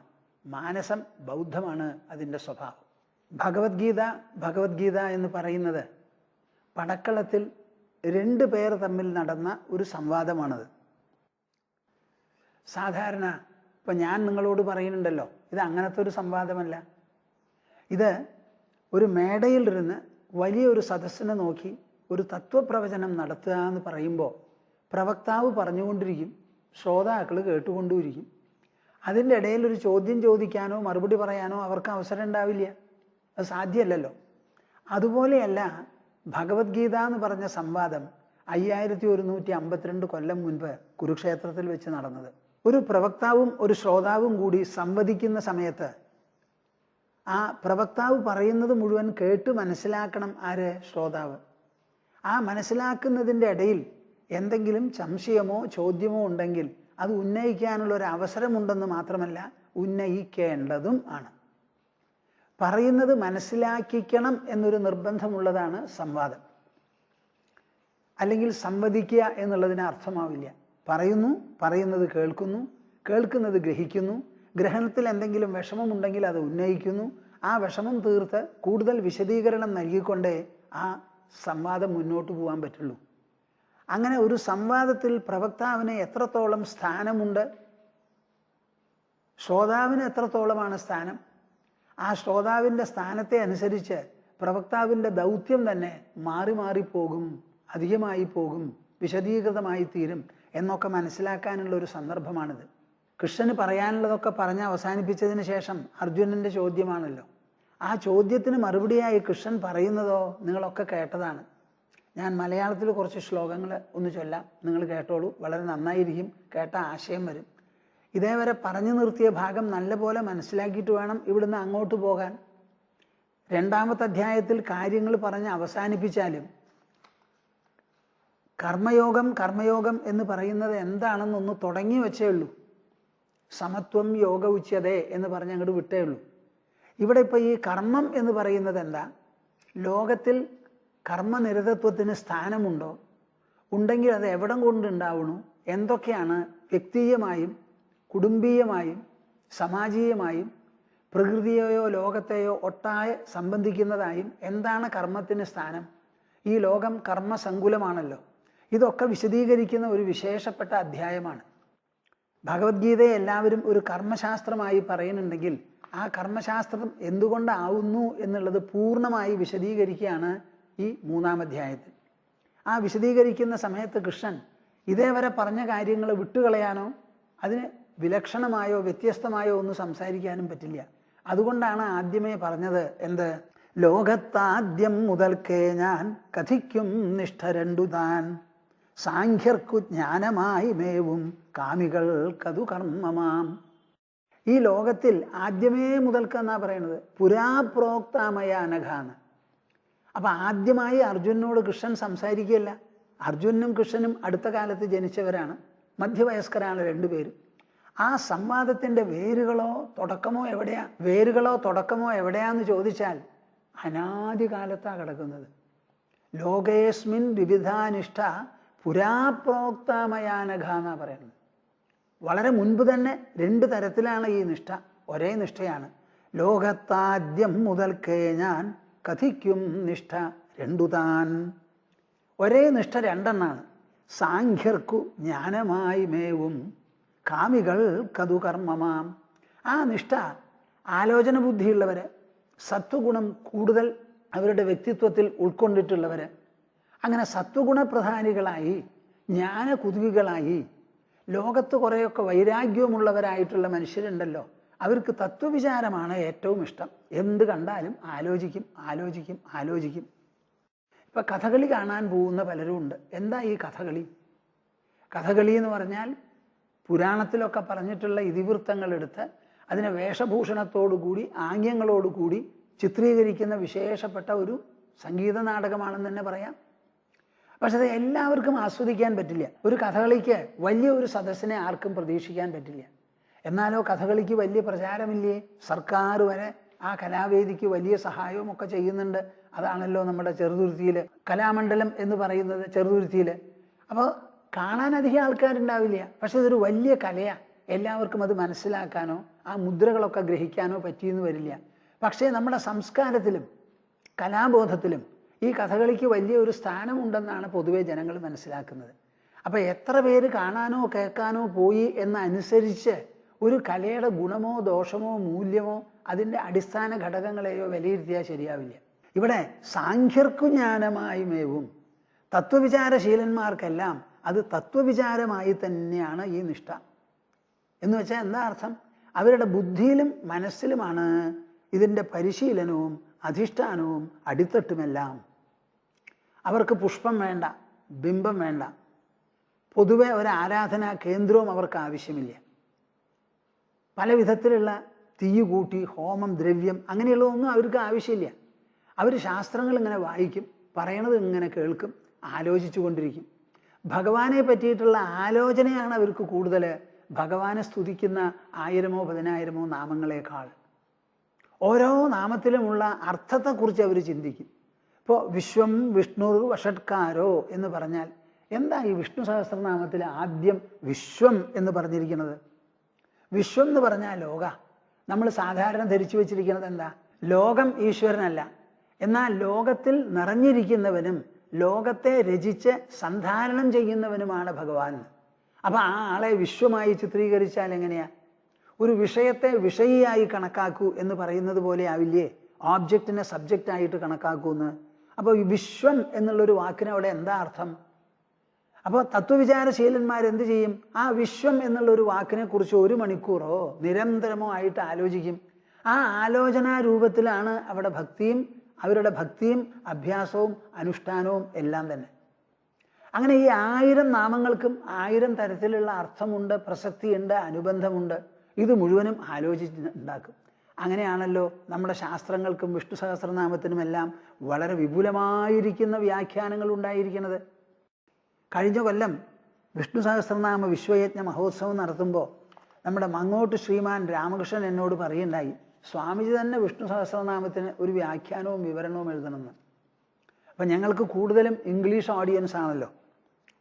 ഈ ഭഗവത്ഗീത ഞാൻ പറയുന്നത് പോലും സ്വാമിജി മലയാളം നിർത്തിയിട്ട് ഇംഗ്ലീഷ് പറയുകയാണ് വേണ്ടതെന്ന് ഞങ്ങളുടെ ആശ്രമത്തിലുള്ള ബ്രഹ്മചാരികളടക്കം പറയുന്നു. സ്വാമിജി മലയാളത്തിൽ സംസാരിച്ചാൽ അതൊരു പ്രാന്തീയ ശ്രവണമായിട്ടേ നിൽക്കുള്ളൂ, പ്രാദേശിക ശ്രവണം. നേരെ മറിച്ച് സ്വാമിജി ഇംഗ്ലീഷിൽ പറഞ്ഞാൽ ഇതൊരു അമൂല്യമായിരിക്കുന്ന ഒരു ശാസ്ത്ര അവതരണമാണിത്. അപ്പോൾ ഇത് ലോകത്തിലേക്ക് എന്നേക്കും മായാത്തൊരു മുദ്രയായി തീരും എന്നിങ്ങനെ പറയുന്നു. എനിക്കിത് രണ്ടും കൂടി സംസാരിക്കാൻ എളുപ്പമല്ല, സാധിക്കില്ല. അപ്പം ഞാനിങ്ങനെ ആലോചിക്കുക എന്താ വേണ്ടതെന്ന്. എന്തിനാ ഞാനിത് പറഞ്ഞത്? വിഷ്ണു സഹസ്രനാമം എന്ന് പറഞ്ഞാൽ എന്തിനാണ് സഹസ്രനാമം? ആരാണ് ഈ വിഷ്ണു? വിഷ്ണുവിന് 1000 നാമങ്ങൾ പറയുന്നതിൻ്റെ ആവശ്യമെന്താ? അത് തുടങ്ങണത് എന്താ വിശ്വം എന്നായത്? അവസാനത്ത് ചെല്ലുമ്പോഴോ സർവപ്രഹരണായുധ, എല്ലാ വിധത്തിലുള്ള പ്രഹരണം നടത്താനും പറ്റിയിട്ടുള്ള ആയുധമാണ് ആര്? ഈ വിഷ്ണു. അപ്പം നിങ്ങൾ ആറ്റം ബോംബിനും ന്യൂക്ലിയർ ബോംബിനും ഒന്നും പോകേണ്ട ആവശ്യമില്ല. അതിന് പ്രതിരോധം വേണമെങ്കിലും ഈ മഹാവിഷ്ണു എന്ന് പറയുന്ന ആ ശക്തിയിലോ സാന്നിധ്യത്തിലോ ഉണ്ട്. വിഷ്ണു രചിച്ച് നിലനിർത്തുന്ന ഈ ലോകത്തിൽ അദ്ദേഹം തന്നെ രചിച്ച് സന്ധാരണം ചെയ്യുന്ന സാമഗ്രികളും ധാതുക്കളും ലവണങ്ങളും ലോഹങ്ങളുമെല്ലാം എടുത്തിട്ടല്ലേ ഈ അസ്ത്രങ്ങളും ശസ്ത്രങ്ങളും ഉണ്ടാക്കുന്നത്. അപ്പം അദ്ദേഹത്തിൻ്റെ സ്വന്തം ഫാക്ടറിയിൽ ഒരു പുതുതായി അസ്ത്രം ഉണ്ടാക്കണമെങ്കിൽ അദ്ദേഹത്തിന് വല്ല വിഷമമുണ്ടോ? നമുക്കതിന് പ്ലാൻ വേണം, സ്കീം വേണം, ഫാക്ടറി വേണം, അന്താരാഷ്ട്ര സമ്മതം വേണം, ആന, കുതിര, ഒട്ടകം എല്ലാം ഉണ്ട് അതിന്. അദ്ദേഹത്തിന് ഒരു അസ്ത്രം പ്രയോഗിക്കണമെങ്കിൽ ഒരാളോടും ചോദിക്കേണ്ട. ഹിരണ്യകശിപുവിനെ നേരിടാൻ പുതിയ ഒരു അസ്ത്രം കണ്ടെത്തേണ്ടി വന്നു. എന്താ? ഹിരണ്യകശിപു പറഞ്ഞു, ലോകത്തിലുള്ള അസ്ത്രങ്ങളും ശസ്ത്രങ്ങളും ഒന്നും എന്നിൽ ഏൽക്കരുത്. ലോകത്തിലുള്ള ജീവജാലങ്ങളിൽപ്പെട്ട ഒരാളും എന്നെ എതിർക്കാൻ സാധ്യമാകരുത്. അവർക്ക് ദേവന്മാർക്കും പറ്റരുത്. കാലത്തും പറ്റില്ല, പകലും പറ്റില്ല, അകത്തും പറ്റില്ല, പുറത്തും പറ്റില്ല, രാത്രിയും പറ്റില്ല, പകലും പറ്റില്ല. എന്തൊക്കെയാ പറഞ്ഞു മേടിച്ചത്? അങ്ങനെ സർവ്വവിധത്തിലുള്ള അസ്ത്രങ്ങൾക്കും ഒരു വിധത്തിലും ഏശാൻ പറ്റാത്ത ഒരു വരം മേടിച്ച് ആ വരത്തിൽ അങ്ങനെ മൂടി നിൽക്കുന്ന ഹിരണ്യകശിപുവെ നേരിടാൻ വേണ്ടി പുതിയ ഒരു അസ്ത്രം പ്രയോഗിച്ചു. അതിന് അദ്ദേഹം ഏത് ഫാക്ടറിയിലാണ് പോയത്? എത്ര കാലം എടുത്തു അത് ഉണ്ടാക്കാൻ? പെട്ടെന്ന് അവിടെ തൂണിൻ്റെ ഉള്ളിൽ നിന്ന് ഒരൊറ്റ ചാട്ട, നരസിംഹം എന്ന് പറഞ്ഞിട്ടൊരു ചാട്ടം. എന്നിട്ട് രണ്ടാളും കൂടി അപ്പുറത്ത് വാളുണ്ട്, പരിചയമുണ്ട്, കുന്തമുണ്ട്, ഗതയുണ്ട്. അതിൻ്റെ ഒക്കെ ഇപ്പുറത്ത് എന്താ ഉള്ളത്? കയ്യിലുള്ള നഖവും വായിലുള്ള ദംഷ്ട്രവും മാത്രമേ ഉള്ളൂ. ചീന്തി പൊളിച്ചോ, കുടൽമാല പുറത്തെടുത്തോ, കഴുത്തിലിട്ട് സിംഹാസനത്തിൽ ഇരുന്നോ, ഹിരണ്യകശിപു അവിടെ മരിച്ചങ്ങോട്ട് വീണോ? ഇതൊക്കെ എങ്ങനെ സാധിച്ചു? ഇതാണ് സർവപ്രഹരണായുധ എന്ന് പറഞ്ഞാൽ. അപ്പം നിങ്ങൾക്ക് ഈ ലോകത്തിൽ ജീവിക്കണമെങ്കിൽ ഏത് തരത്തിലുള്ള ഡിഫൻസോ ഒഫൻസോ വേണമെന്നുണ്ടെങ്കിൽ അതിന് മഹാവിഷ്ണു എന്ന് പറയുന്ന ആ വിശേഷപ്പെട്ട പ്രഭാവം, സാന്നിധ്യം മാത്രം മതി. ആ മഹാവിഷ്ണുവിനെ വിശ്വമായി ചിത്രീകരിക്കുന്നതിന് അർത്ഥം എന്താ? എല്ലാ ദിക്കിലും നിറഞ്ഞിരിക്കുന്നു, സർവവ്യാപി. സർവവ്യാപി എന്ന് പറയുമ്പോൾ സർവമില്ലെങ്കിൽ വ്യാപിത്വം ഉണ്ടാവുമോ? ഇല്ല. സർവത്തിലും വ്യാപിച്ച ഒരു സാധനം സർവമാകാതെ പറ്റുമോ? സർവവ്യാപി എന്ന വാക്കിന് തന്നെ എന്താ അർത്ഥം? സർവത്തിലും വ്യാപിച്ചിരിക്കുന്നു. സർവമുണ്ടെങ്കിലല്ലേ വ്യാപിത്വമുള്ളൂ. ആദ്യം സർവം ഉണ്ടാവണം. ആരാ ആ സർവം ഉണ്ടാക്കുന്നത്? മനസ്സ് ആദ്യമായി ഒരു സ്വപ്ന ലോകം ഉണ്ടാക്കുന്നു. ആ സ്വപ്ന ലോകത്തിലാണ് മനസ്സ് തന്നെ വ്യാപിക്കുന്നത്. അപ്പോൾ ആ സ്വപ്നലോകം മനസ്സൃഷ്ടമല്ലേ? ആ മനസ്സൃഷ്ടമായ ലോകത്തിലല്ലേ മനസ്സ് തന്നെ വ്യാപിച്ചിരിക്കുന്നത്? ഇതാണ് അതിന് തെളിവ്. അതുപോലെ ഈ വിശ്വം എന്ന് പറയുന്ന ആ സർവം ആദ്യമായി താൻ പ്രകടമാക്കുന്നു. പ്രകടമാക്കിയതിന് ശേഷം അതിൽ വ്യാപിക്കുന്നു. അപ്പൊ വിശ്വമില്ലാതെ വ്യാപിത്വം സാധ്യമല്ല. അപ്പൊ മഹാവിഷ്ണു തന്നെയാണ് ഈ വിശ്വമാകുന്നത്. വിശ്വത്തിൽ പിന്നെ വ്യാപിച്ചിരിക്കുന്നു. വിശ്വമില്ലാതെ വിശ്വവ്യാപിത്വമില്ലല്ലോ. അത് രണ്ടും അഭേദ്യമാണ്. അതുകൊണ്ട് നിങ്ങൾ ഈ ലോകത്തെ കണ്ട് ലോകവിലക്ഷണമാണ്, വ്യത്യസ്തമാണ് മഹാവിഷ്ണു എന്ന് വിചാരിക്കരുത്. ഈ ലോകം തന്നെ മഹാവിഷ്ണുവിൻ്റെ പ്രകടനമാണ്, പരിലസനമാണ്, അദ്ദേഹത്തിൻ്റെ അഭിവ്യക്തിയാണ് എന്ന് മനസ്സിലാക്കണം. ലോകത്തിൽ ജീവിക്കുമ്പോൾ തന്നെ വൈഷ്ണവ ജീവിതമാണ്, വിഷ്ണു ജീവിതമാണ് താൻ നടത്തുന്നത് എന്നുള്ളൊരു വിചാരം വേണമെന്ന്. വിഷ്ണു സഹസ്രനാമത്തിൻ്റെ ഉദ്ദേശം എന്താ? അത് ജപിക്കുന്നവരുടെ മനസ്സിൽ പ്രവേശിച്ച്, മനസ്സിലൂടെ ബുദ്ധിയിൽ പ്രവേശിച്ച്, മനസ്സിലും ബുദ്ധിയിലും വേണ്ടത്ര പവിത്രത വരുത്തി, വികാസം വരുത്തി, വികസ്വരത വരുത്തി, അതിസൂക്ഷ്മമാക്കി ആ സഹസ്രനാമം ജപം കൊണ്ട് തന്നെ വിഷ്ണു പ്രാപ്തി, വിഷ്ണുവോട് കൂടിയിട്ടുള്ള ഐക്യം, വൈഷ്ണവത്വം സമ്പാദിക്കണം എന്നുള്ളതാണ്. അതിനുവേണ്ടി വലിയ ഒരു തീർത്ഥയാത്ര മനസ്സിനും ബുദ്ധിക്കും ഉണ്ടാക്കി കൊടുക്കുന്നതാണ്. അപ്പം ഇത് നല്ല പോലെ നിങ്ങൾ മനസ്സിലാക്കണം. എന്ത്? തത്വവിചാരം എന്ന് പറഞ്ഞാൽ അത് തന്നെ തികഞ്ഞ ഒരു സാധനയാണ്. ആ സാധനയ്ക്ക് കീഴിലേ ബാക്കിയുള്ളൂ. അതാണല്ലോ ശങ്കരാചാര്യൻ ആദ്യമായിട്ട് എന്താ ചെയ്തത്? വിഷ്ണു സഹസ്രനാമത്തിന് ഒരു വിവരണം എഴുതി. നമ്മളെല്ലാവരും ജപിക്കും. ജപം എന്ന് പറഞ്ഞാൽ നാവിലും വായിലും അധിഷ്ഠിതമാണ്. ഞാൻ ജപിക്കൂ, എന്നും ജപിക്കാറുണ്ട്. വിശ്വം വിഷ്ണുർവഷട്കാരോ ഭൂതഭവ്യഭവത് പ്രഭു ഭൂതഭൃത് ഭാവോ ഭൂതാത്മാ ഭൂതഭാവന. ഇതന്നെ. ഇങ്ങനെ കൊല്ലങ്ങളോളം ജപിക്കുന്നവരുണ്ട്. ആ ജപം വായിൽ മാത്രം നിന്നാൽ പോരല്ലോ. വായ കൊണ്ട് ജപിക്കുന്നത് കാതുകൊണ്ട് കേൾക്കാനാണ്. കാതുകൊണ്ട് കേട്ടാൽ മനസ്സുകൊണ്ട് ചിന്തിക്കണം. മനസ്സുകൊണ്ട് ചിന്തിച്ചാൽ ബുദ്ധി കൊണ്ട് മനസ്സിലാക്കണം. ബുദ്ധി കൊണ്ട് മനസ്സിലാക്കിയാൽ അന്തരാത്മാവിൽ അലിഞ്ഞു ചേരണം. ഇത്രയും സംഭവിച്ചാലേ ജപം ജപമാവുള്ളൂ. എല്ലാവർക്കും ഇത് സാധിക്കില്ല. എപ്പോഴെങ്കിലും ഒരു സ്ഥലത്ത് തുടങ്ങണമല്ലോ. ആ തുടക്കം എന്നുള്ള നിലയ്ക്കാണ് ജപം വിഷ്ണു സഹസ്രനാമമായി ഉദ്ഘാടനം ചെയ്യൂ, തുടങ്ങി വയ്ക്കൂന്ന്. പക്ഷെ ആ ജപം അന്വർത്ഥമാകണമെങ്കിൽ ജപിക്കുന്നത് എന്താണെന്ന് കേൾക്കണം. കേട്ടതിന് ശേഷം ആലോചിച്ച് നോക്കണം. നിങ്ങൾ ആലോചിക്കാൻ പുറപ്പെട്ടാൽ 1000 നാമങ്ങളും ജപിക്കേണ്ട ആവശ്യമില്ല. 1, 2, 3 നാമങ്ങൾ അല്ലെങ്കിൽ ഒരെണ്ണം എടുത്ത് ആലോചിച്ചാൽ മതി. ഞാൻ വിശ്വം എന്നുള്ള ഒരു ശബ്ദം അല്ലെങ്കിൽ പദം, സർവപ്രഹരണായുധ എന്നൊരു പദം, ഈ 2 പദവും വെച്ച് നിങ്ങളുടെ ഭൂമാനന്ദ സ്വാമിജി എത്ര നേരം സംസാരിച്ചു എന്ന് ആലോചിച്ച് നോക്കൂ. ഇതിനെ സംബന്ധിച്ച് നിങ്ങൾക്ക് കൂടുതൽ ഭാവന ചെയ്യാം. അങ്ങനെ ഏത് വാക്കിനെയും ഏത് ഭാവത്തെയും കുറിച്ച് നിങ്ങൾ ഭാവന വിചാരം ചെയ്താലും അതൊക്കെ വൈഷ്ണവ സാധനയാണ്. ഇത് നല്ല പോലെ മനസ്സിലാക്കുക. അപ്പൊ എന്താ ഇവിടെ പറയാൻ കാരണം? ലോകത്താദ്യം മുതൽക്കേ ഞാൻ കഥിക്കും നിഷ്ഠരണ്ടു താൻ സാഖ്യർക്കു ജ്ഞാനമായി വേവും. ഒരു സാഖ്യന്റെ കയ്യിൽ കിട്ടിയാൽ വിഷ്ണു സഹസ്രനാമം ആലോചനാ വിഷയമാണ്, വിചാരശീലത്തിന് വക നൽകുന്നതാണ്. അതാണ് എല്ലാവരും കൂടി പറഞ്ഞത്. പ്രത്യേകിച്ചും മങ്ങോട്ട് രാമകൃഷ്ണൻ എന്നോട് പറഞ്ഞത് എന്ത്, സ്വാമിജി തന്നെ ഒരു വിവരണം എഴുതണമെന്ന്. അപ്പം ഞാൻ ഉടനെ എന്ത് ചെയ്തു, ഇംഗ്ലീഷിലെ അല്പാക്ഷരങ്ങളിൽ ഓരോ നാമത്തിനുമുള്ള അർത്ഥം എഴുതി തുടങ്ങി. അപ്പോൾ ഡൽഹിയിൽ നിന്ന് ഒരു കാർഡിയോളജിസ്റ്റ് ഡോക്ടർ രൂപ പറഞ്ഞിരിക്കുക, സ്വാമിജി നിങ്ങൾ വെബ്സൈറ്റിലൊക്കെ ഇട്ടിരുന്നല്ലോ വിഷ്ണു സഹസ്രനാമത്തിൻ്റെ അർത്ഥം, അതൊന്ന് മുഴുവനാക്കി തരണേ. ഞാൻ വളരെ ക്ലോസ് ആയിട്ട് ഫോളോ ചെയ്യുന്നുണ്ട്, ദിവസേന ജപിക്കുന്നുണ്ട് സഹസ്രനാമം. ഒരു കാർഡിയോളജിസ്റ്റ് പറയണതാ.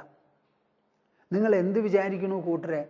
ഒരു ഡോക്ടറെ കൂടുതൽ നല്ല ഡോക്ടറാക്കും, ഒരു വക്കീലിനെ അതിസമർത്ഥനാക്കി തീർക്കും, ഒരു ജഡ്ജിയോ ഏറ്റവും ആരാധ്യനായ ന്യായാധിപനാക്കി തീർക്കും, ഒരു മന്ത്രിയെ ഒന്നാം തരം മന്ത്രിയാക്കി തീർക്കും. ജീവിതം മുഴുവനും ഇലക്ഷനിൽ തോൽക്കില്ല, ജയിക്കും, ജനങ്ങളൊക്കെ അത്ര ഇഷ്ടപ്പെടും. അങ്ങനെ എല്ലാവർക്കും അഴക് കൂട്ടി, ആഭ കൂട്ടി, ആഴം കൂട്ടി, വിസ്താരം കൂട്ടി, ഉയർച്ചയും വളർച്ചയും എല്ലാം കൂട്ടി പ്രശോഭിപ്പിക്കുന്നതാണ് നമ്മുടെ അധ്യാത്മമായിട്ടുള്ള സർവ്വകാര്യങ്ങളും. അപ്പൊ സാഖ്യർക്ക് ജ്ഞാനമായുമേവും കാമികൾക്കതു കർമ്മമാം. എന്നാൽ സാഖ്യന്മാരല്ല എല്ലാവരും.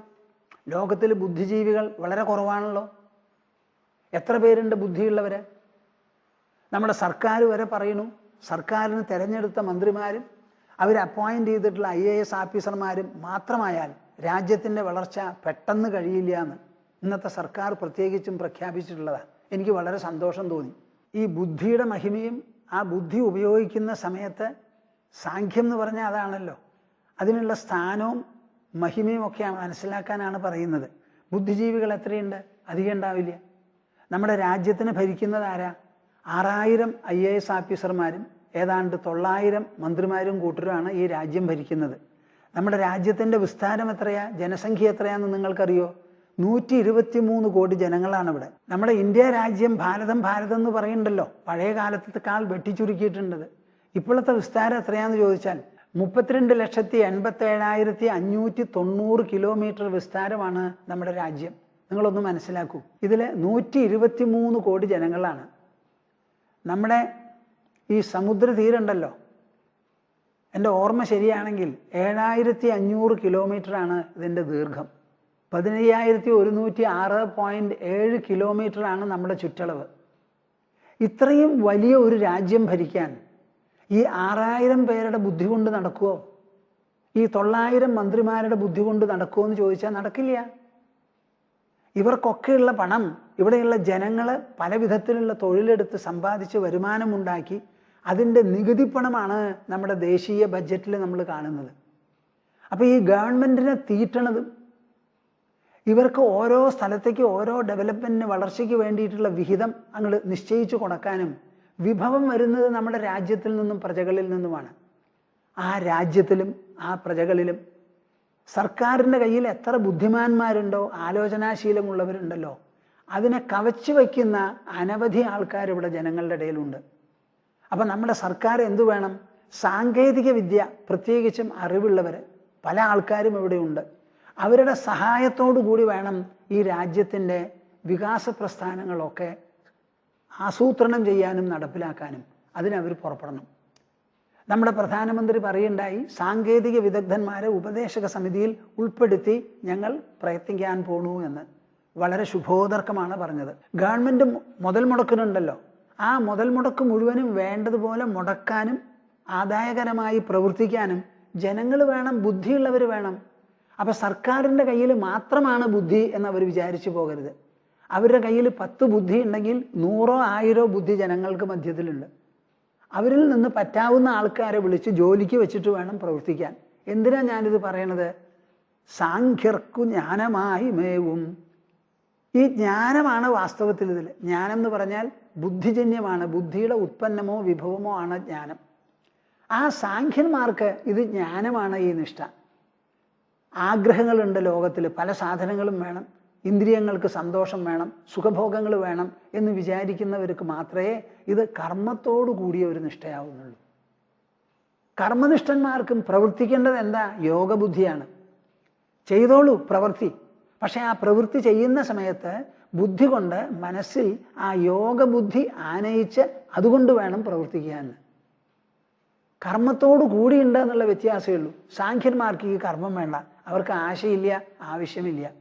ഇത് രണ്ടുമില്ലാതെ അവരവരുടെ പാട്ടിൽ ജോലി ചെയ്യുന്നു. തത്വശീലമാണ്, തത്വവിചാരശീലമാണ് അവർക്കുള്ളത്. ആ വിചാരശീലന്മാർ വിചാരശീല സാധന മാത്രമായും ആഗ്രഹമുള്ളവർ കർമ്മത്തോടു കൂടി ചേർത്തും ആണ് ഈ ഒരേ നിഷ്ഠയെ 2 തരത്തിൽ അനുഷ്ഠിക്കുന്നത് എന്ന്.